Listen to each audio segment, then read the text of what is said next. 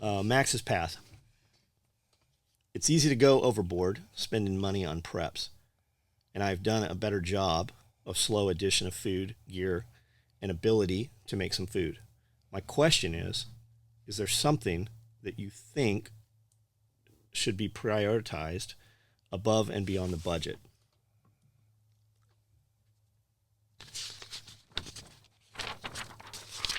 Is there that one thing, given the opportunity, you should grab regardless of where the budget is? I think a lot of people, they don't identify what they're preparing for, right? I think a lot of people are collectors and not preppers, right? Prep tenders. And when you spend money, it releases endorphins, like having sex or anything else, you know? I think a lot of people, especially now, you don't have to go to a destination to obtain things and spend money. Like we used to have to drive to Walmart, right? We'd go on prepper runs and go to Walmart and buy fucking $1,000 worth of bullshit. What would we buy, right? We would buy boxes of screws. I've never wished I hadn't had them. We'd buy boxes of BBs. We'd buy canisters of propane, fishing hooks, all kinds of shit, right? And I don't regret buying any of it. But a lot of times we buy smaller chunks and unobtainable things because we feel good about it. And it's the instant gratification. What if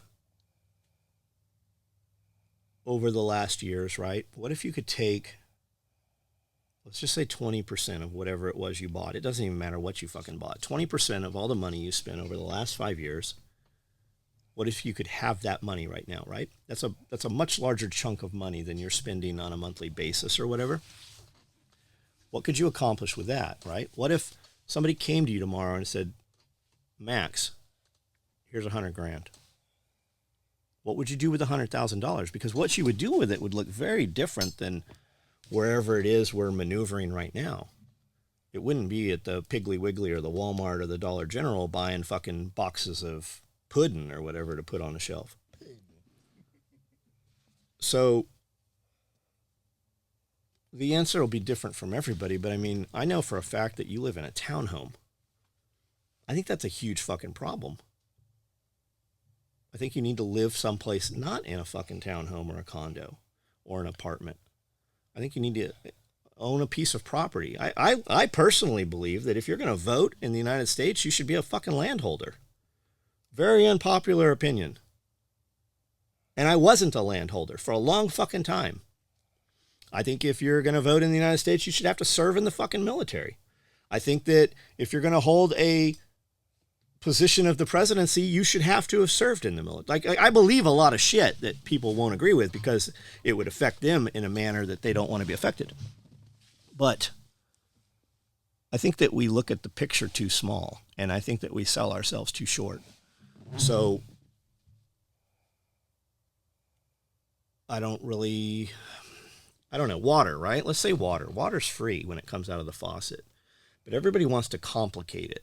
I see motherfuckers talking about stale water. You need to rotate your water.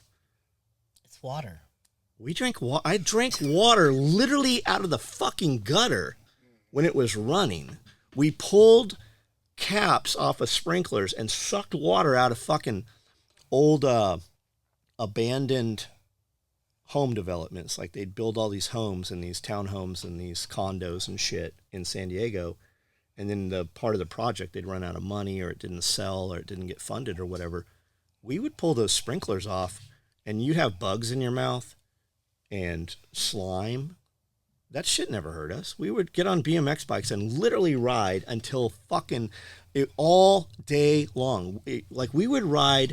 We rode from San Diego, from Tierra Santa to Rancho Bernardo. And that's a fucking hell of an evolution. It's all the way past Miramar on BMX bikes. And we would drink water out of ponds on the way, right? Dead animals in there and shit. We worry so much about bullshit. Water is fucking free when it comes out of the faucet. Everybody has some byproduct. If you have a cat, you have probably cat litter jugs you could fill with water. 5-gallon buckets you could fill with water. 55-gallon drums you could fill with water. IBC totes you can fill with water. I think that's important, right? 90% of your body is made of water. nobody wants to do that because it's not fun. It's not sexy. They want to do the guns or carry 24 tourniquets with you. So, I don't know. Did I answer the question? I know I didn't answer it with what he was looking for. Basically, what he's saying is typically he exercises through this one budget, but what is the thing that you would be willing to go outside of the budget for? Me? We don't work on a budget. I don't know. I have a lot of cars. Imagine if I could liquidate a bunch of cars, or better yet, have the money that I spent for the cars back, and the watches and all that shit, right? I'll bet I've got over $1 million in that stuff. Well, I definitely have over $1 million in it. But when I bought it, it had a purpose, right? I wanted it, number one. It was drive. It was motivation to get the next thing. And it all drew eyeballs. It all worked in social media. The guys that loved it, it brought them closer. The guys that hated it, they talked about us and brought more people that didn't know about us to us. So it all served a purpose. But I mean, we always put this label of prepping on there, and I think it's fucking every aspect of life. We do stupid things, or are they stupid? I mean, were they stupid? Would we be doing what we're doing right now had I not bought all that stuff? Maybe not. Like, I might not even know some of you guys had it not been. How many guys on this listening to this right now know about me from somebody talking shit about me? So I can get on a video every day and go, work hard, put in the time. 100% is what you're supposed to do. It's the extra 10% that sets you apart from everybody else. Most people hearing that message, they're not going to listen to that fucking message. I would take a picture of my steering wheel and my watch between 1 a.m. and 3 a.m. most mornings for years. And when it was a Ford steering wheel and a Citizen watch, nobody commented on the picture. No one. But when it became a Range Rover steering wheel, people started commenting. And when it became a $10,000 watch, people started talking shit. And when it was a Porsche steering wheel and a $40,000 watch, holy shit, they crawled out of the fucking woodwork to talk shit. But that drew eyeballs. We made so much fucking money because we would boost those posts while the algorithms were up. We would run a sale code. I mean, I made, like, every time you saw me buy one of those cars, I wire transferred or the watches, right? I wire transfer the money to the car dealership. We would go pick it up, and I would run a promotional or sale code that Saturday. Like when we picked the first Porsche up, we rolled into town Saturday to Atlanta, and I took a picture of the car as I walked past it. And we went in and we talked to the guy at the dealership about llamas. He has a cool property, and it's seasonal. They sell like Christmas trees and pumpkins, and they have a llama farm. So I sat there talking to him about this stuff for about an hour, came out, and I had 1,000 comments on this video, on this picture of the Porsche. And this guy's going, I hope you die. I hope your family burns to death. All kinds of crazy shit. But there was other dudes that were like, hey, welcome to the family. Hey, why don't you come out to Porsche Atlanta? Why don't you come out to Porsche, the races, and track your car in Memphis, right? So it was just eyeballs. And while it was elevated, I ran a promotional code, and we made twice the cost of the car of what I paid in full for the car. We made twice that by Sunday when we got home. Same with the next one. We did over $200 thousand in sales the second 6 months later when I bought the second car. So it all worked. We made a ton of money. Like, that's when we really started breaking and seeing over $1 million a year. It's the eyeballs. Could I have done it without it? I don't know. I don't really know. But it worked. It doesn't work anymore like that. But it did. So is there regret? No, I don't think I have any regret for any of it. But when we look at it as prepping, man, I don't know. Fucking, what's your situation? You seem to maneuver pretty well. I see you in classes. I see you training all the time. And let's be real. You do that shit because you want to, not because you think you need to. You like doing it. And that's 100% all right. I think that every person listening to this, you made your money, you spend your money wherever the fuck you want to spend it. And I don't have any say in how that is. As far as what people miss, I don't know, man. I think we put way too much into this shit. It's the genre. And I'm not supposed to say that, right? That's not what's supposed to be the answer is you can do whatever the fuck you want to do. most people just don't realize that you can literally do whatever the fuck you want to do. But you're held back, and most of what's holding you back is you. You'll be like, my wife this, my wife that. Have I ever come home and asked you if I could do something? Fuck no. Nor would I expect you to. Have I ever said, can I buy this thing? No. Hell no. And even when I've said crazy shit, thinking she'd be the voice of reason, she never was. I'm not the voice of reason. So, man, Max, I don't know. And I think that more and more you guys, I'm surprised how many people actually are on here. I expect next week they'll be like, you didn't answer shit.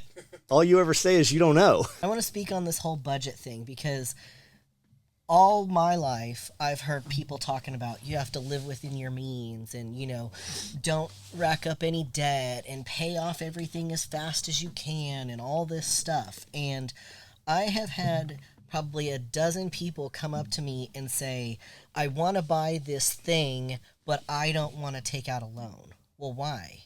Do you owe anything else? No. So you own all your things outright and you're afraid of one small monthly payment? Like, I don't really understand that. I feel like people put these limitations on themselves because they're trying to live without debt, when in reality there's things that you can totally achieve if you are willing to go out of that budget and buy the things that you need or want, and will be able to live a much better life with a small monthly payment.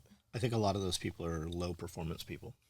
I don't know that we're speaking about anybody specific, but I mean, an example is like the freeze dryer, right? I want to buy this freeze dryer. It's, let's say $5,000. Yeah. I'm going to buy the small one. I don't know a single fucking person who bought a small or medium that didn't end up wishing they had a large. With it sat in the corner and bought a large. I've never met a person bought a large that wished they'd have bought a small one. And it's $5,000. Can you not fucking use this thing and make $5,000 in 90 days and just pay it off? If you finance it through, if you bought it through Home Depot has a card that they give to fucking every retard in the world. Mm-hmm. And it has 0% interest for 6 months or something on it. Can you not pay this fucking thing off in 6 months? And that's a bad card. You could get even better ones. Right. But this is the one that the store will give literally anyone. Yeah. And you can get your freeze dryer through Home Depot. And some Home Depots even have it sitting there. Mm-hmm. So we tell people candy, right? Run the freeze dryer and freeze candy. And they, well, what would I do with it? Well, what are you doing? That's what it comes down to, right? Do you play a video game ever? If the answer is yes, then you have free time. Yeah, you need a second job. Do you stand upright and actually work and do things and you're awake and you're actually getting shit done? Not I was awake and watching television or on YouTube. I was awake for 18 hours today. Most people are not. The answer is not. They can tell you, and they can have conversations. The dude that's complaining or telling you why he can't, ask you how to do something and then gives you 100 reasons he can't. If you speak to him for any length of time, you're going to find out that he knows a lot about something that does nothing to better his life, right? He's going to know something about a television show or sports. That's a good one. Sports, right? Organized sports. I can't tell you anything about organized sports. I have no fucking time, no interest for it at all. I have a slight interest for football, but not for watching other people play it. Like, I used to play it, and I used to play baseball, so I'm into it. Like, I like to watch my daughter play baseball. But the girls have been getting into the Tennessee football games. I'm working while they're watching it in my office, so it's on. But I'm working because why do I care what that guy does on some field that I'm not at and it doesn't affect me? You know, I can't stand that. Like, the live and die by your team people. Like, I'm not saying that they shouldn't do that. If that's what they want to do it. But like, there's guys. You know, we're from where they're near Oakland, where the Raiders were big. People would buy silver and black cars. Like, is that what your life is about? You know, like it other is. people who don't know who you are. I can't stand. So the girls watching football, they didn't decide they wanted to watch football. That's something that they got from you or your wife. Yeah, no. I meant all three of the girls, including my wife. So imagine if you didn't program your kids with football, and you had them watch the CrossFit games.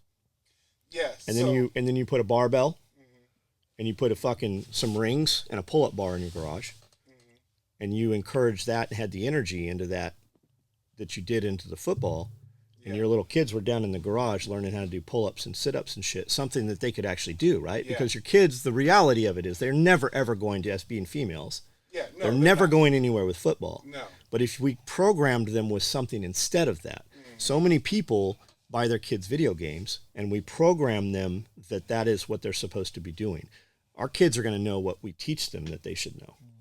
And So, I'm not saying you shouldn't do that. I totally understand it. It's the girls are there, you're working, I get exactly. And the cool thing, this isn't, I don't even know how to explain it, but the cool thing for me is, since my oldest is constantly can't sit still, I have her do what we used to call the big three. I don't know if everybody knows what the big three is, but you sprint to one wherever you are. Like if it's inside, sprint to a wall. If it's outside, sprint to a certain amount of time.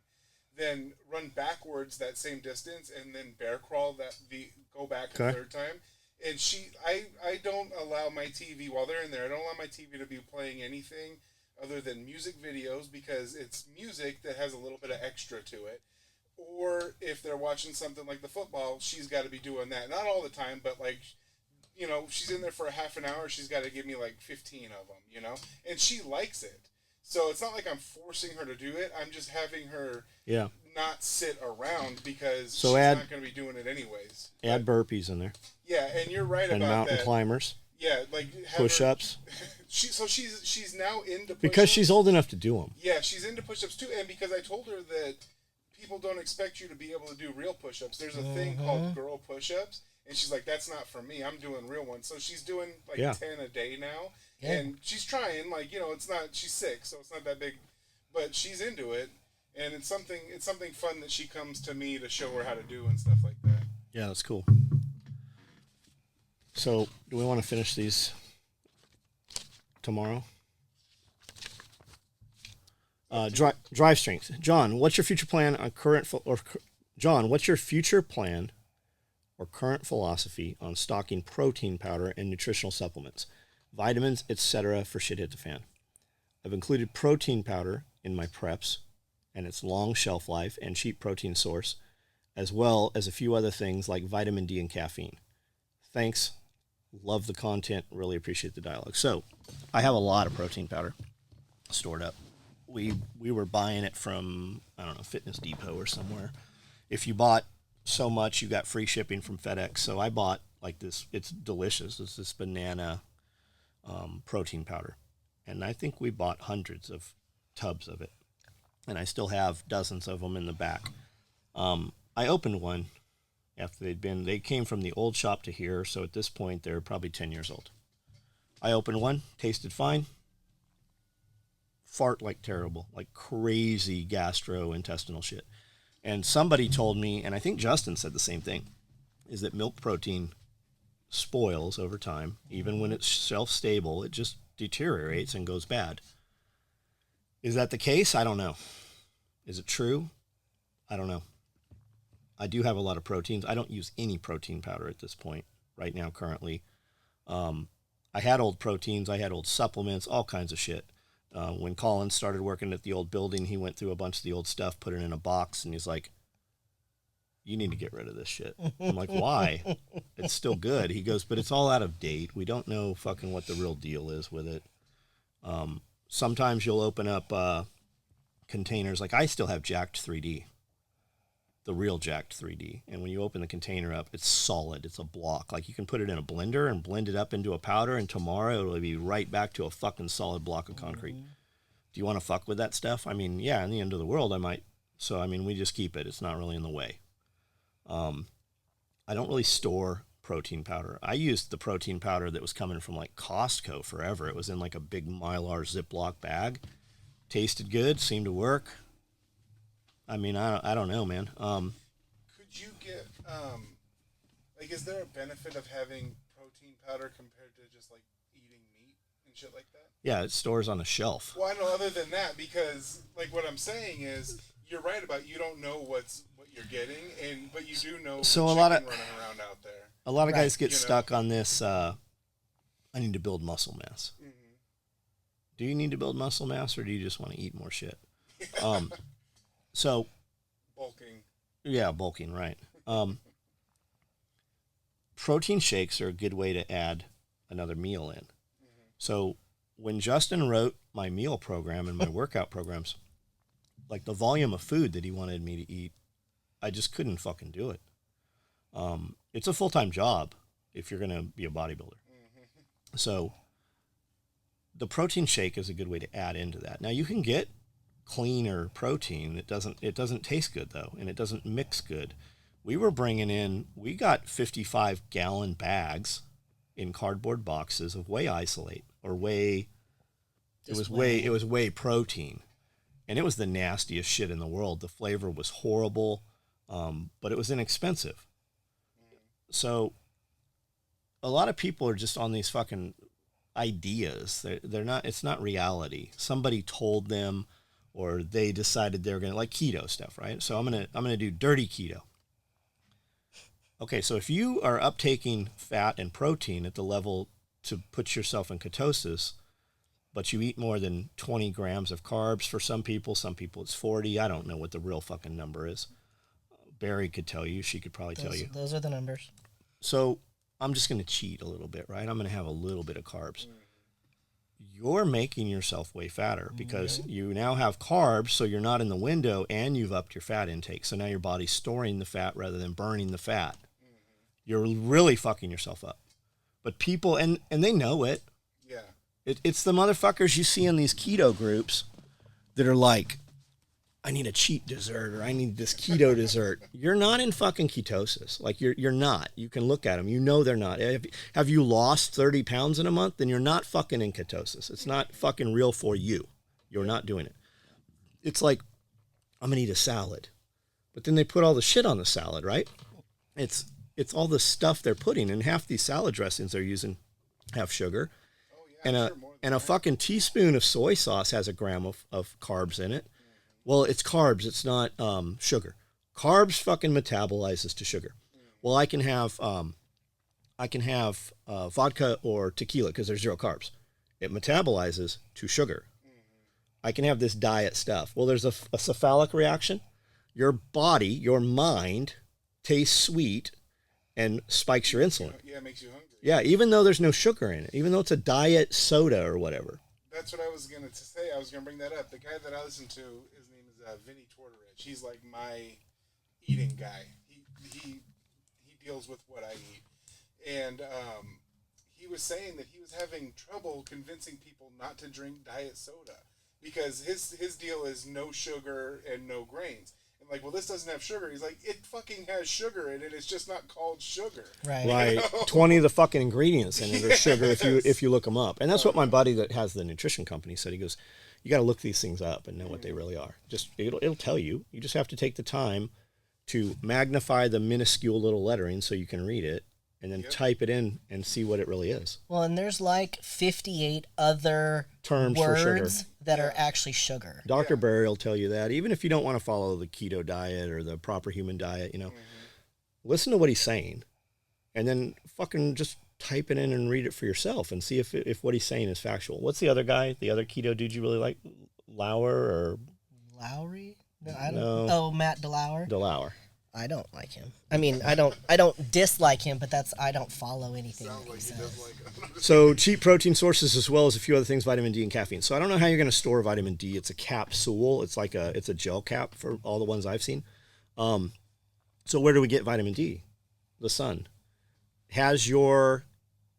We as humans currently evolved, and so that we are not outside. So when we are outside, maybe your body doesn't uptake vitamin D, right? Is that a real thing? It seems to be. So where can we get it? What foods does it come from? I don't know the answer to that. I heard carrots. I thought, no, that's vitamin A. So caffeine. Now you can buy caffeine, just raw, in the rawest form. You can buy caffeine. It doesn't taste good. You cannot buy caffeine powder. Can you not? You cannot. It is illegal. Why? Now because people were overdosing on it and giving themselves heart attacks. What that sounds like to me is that people were able to buy it so inexpensively, we didn't need to buy it in pill form, and the pill companies were losing fucking profits. Right. Now, you can buy it in a capsule that has caffeine powder in it. You just can't buy just the powder. You'd be amazed what you can buy. Okay, legally on the internet, I was unable to find it. Correct, but how many online pharmaceutical companies will sell you things? Oh yeah, no doubt. Without a prescription? oh, you need a prescription? Hey, we have this AI thing where you talk to our computer and you just answer some questions in a manner that seem like you should answer them, and we'll give you the prescription. K-Bonk, after your planting, what's your next push to develop your property world? I don't know, man. The pond, I think, is the next thing we're trying to deal with. I don't even know if I want to fuck. Like, I'm just so back and forth right now. Like, my focus right now is product, building shit, doing stuff inside, going and doing abandoned buildings and shit. And I come out here every day and feed these animals and everything. But, like, I would really like to push a button and have a pause for, I don't know, 90 days. Not have to even go out and feed them for 90 days. I've reduced the amount of rabbits considerably. We're killing chickens off every day. We know how to do it. I mean, with that said, yeah, we're killing rabbits off all the time, and we've reduced the population of rabbits, but I just bred every female rabbit I have, so we're about to have fucking, I don't know, 400, 500 babies at the same time. Time to plug the freezer in. Yeah, we have a new freezer we haven't turned on, so, man, I don't really know. And I don't really plan things out. I'll say some crazy shit, and I'm really looking for somebody to tell me we can't do it, but they're not like, hey, maybe we shouldn't do that thing. They're like, oh, that sounds like a fucking awesome idea. So before you know it, we've just done some other thing. I don't really plan it. I think a lot of you guys are looking for, when you ask that question, you don't realize that you don't even have to, like, we're so stuck in this structure and this framework. And what you don't realize is you can do anything you want to do. Yep. You can't do everything you want to do. You can have anything you want. You can't have everything that you want. So pick those things. And it's okay for them to evolve. It's okay for you to change and lose interest. If you go back 10 years ago on my social media, there's a ton of reptiles and shit. I just lost interest. I'll come back to it. But you can. It's okay for you to change your mind. Empty.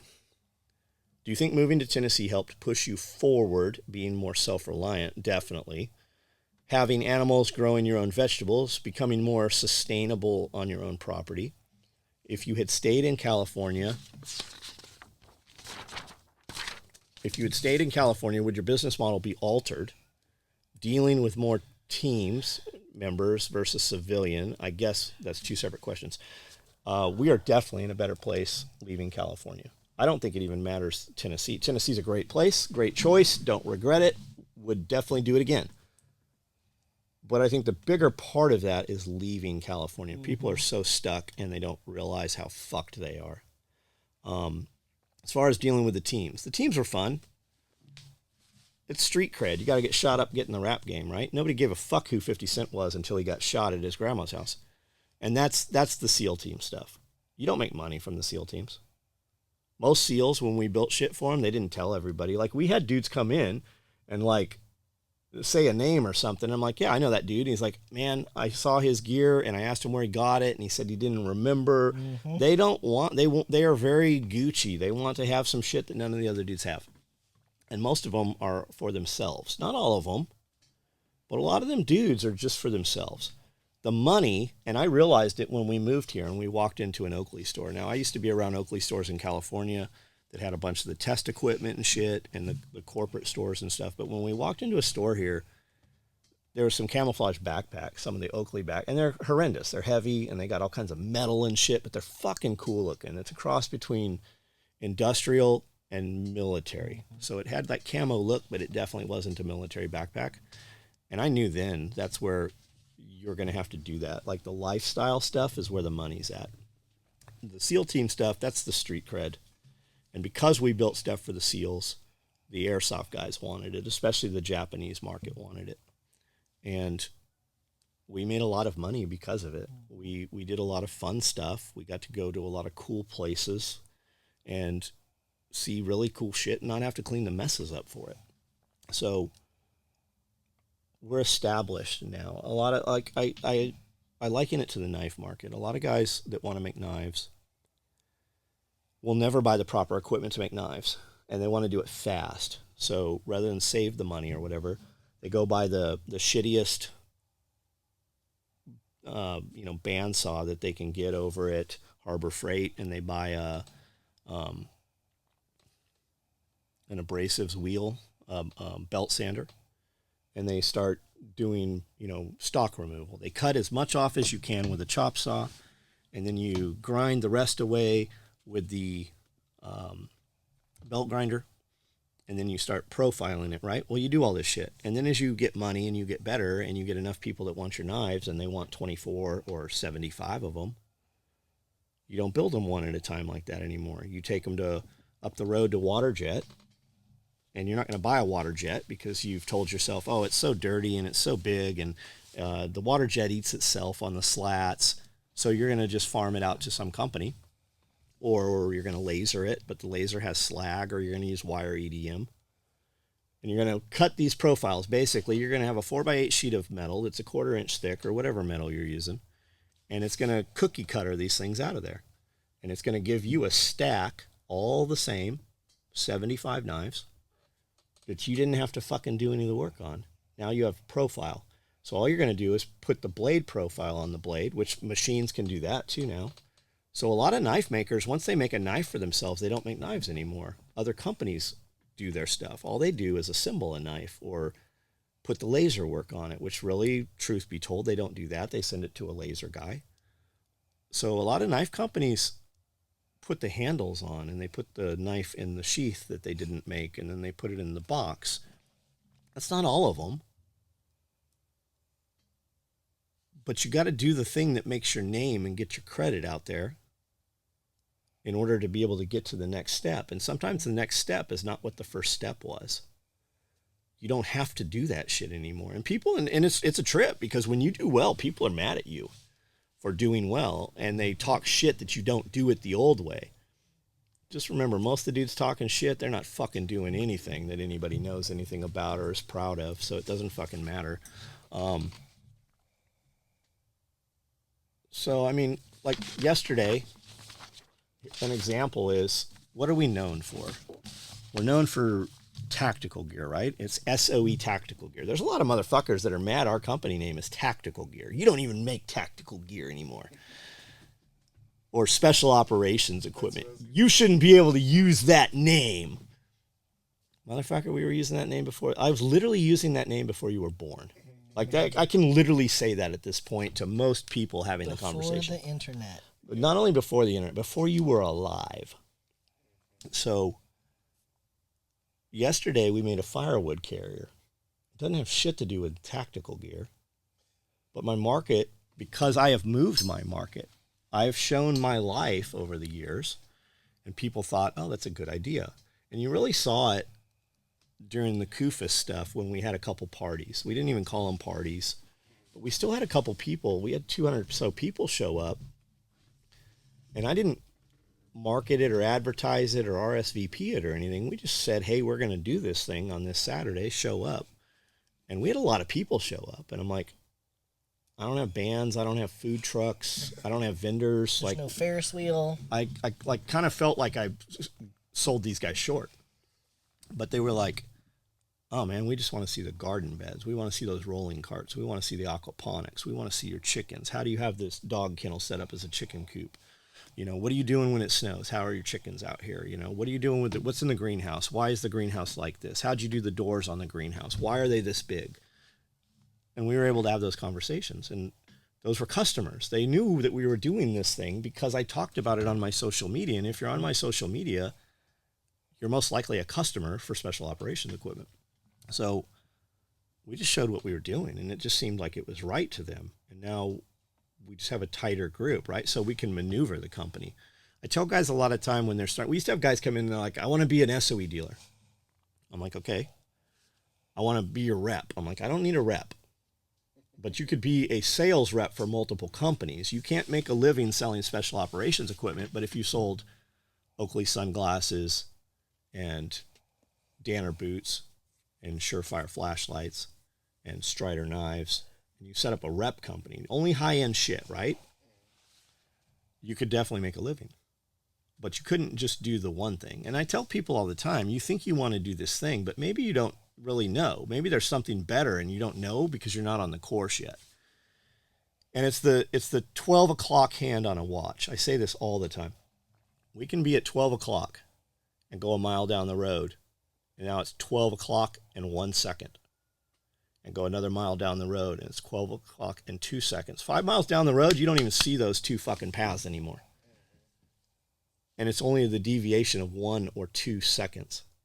So maybe you started out to do, I want to be a printing company, right? I want to be a printing company, and I want to print these words on this paper for everybody. But you really find out the money's in the paper. So now that you've done this and you found something out about paper sources, you realize there's a shortage of companies that actually make paper. So you decide, I'm going to make paper. And all these companies have gone offshore because China bought all our paper mills. But there's a lot of assets sitting in the United States unused. I'm going to open a paper. Maybe that's what your deal is, right? But you wouldn't have done it had you not thought originally that you wanted to put words on these papers. So a lot of times it doesn't matter as long as it's just action. That's why people talk about business owners or entrepreneurs. It's not about what they're doing. It's about that they're doing business. Mm-hmm. And if you can't change with the times, then you're not going to be doing business for a long time. Yeah, your product, right? So you could come in, you could take a drug dealer that did business and maneuvered in those areas very ruthlessly and apply it to normal business. And normal business is not fucking ready for that. We had dudes that had worked at the shop, right? We had a young guy worked at the shop, took off, started building some products. So I took the product that he was selling, and we literally made boxes. We made 1,000 of these things, and we gave them away free with every order. I did that specifically to kill his market, and it did. He called him, why is John fucking with me and trying to put me out of, like, literally, like, who what? Yeah. Like, you took off and stole shit, and you wouldn't even, like, they don't understand. Well, that's not gentle. It's almost like the gentleman battlefield thing, right? Oh yeah. Do you want to win? Like, what do you want more? Do you want to win, or do you want to play the game? Yeah. And they're just not ready for it, man. There's always somebody that's going to do something you're not willing to do, and they're going to be able to do it while you're asleep, and they're going to be willing to do it while. I mean, when we got the first shop, when we rented the shop, Dwayne was like, hey, you want to split the shop? And I heard, yeah, I'll pay half, you pay half. That's not what that meant, right? When I drove up to the shop, my Blazer ran out of gas in front of the shop. And you're not allowed to park there past midnight on Hill Street. I think we got some people to push the truck around back. The truck sat there for 30 days. I didn't leave the shop for 30 days. I didn't have gas. The truck was out of gas. I didn't have any money in my pocket. And I slept on fucking isomats on the fucking floor with the mice for fucking over a month. Most people, they're just not willing. It's like, that's not even, well, you're not allowed to sleep in a commercial building. That's allowed versus able, man. Stop asking permission, figure out what you want to do, and start moving in that direction. All right. Now we have work to do. So this was, what episode was this? 13. This was episode 13, guys. I hope there's some value in here. I hope there's some things to think about. I realize that when you ask these questions, I don't answer them in a manner that you're expecting, maybe. And I think that could change from day to day just on what's in my head at the time. But I don't have the answer. That's the thing, right? I want you to realize that there's not just one answer. And you can literally, I want you to take away that you can fucking do anything you want to do. All right, turn that shit off. Yeah, man, I'm talking about realest, one of the realest to try. My family, SOS.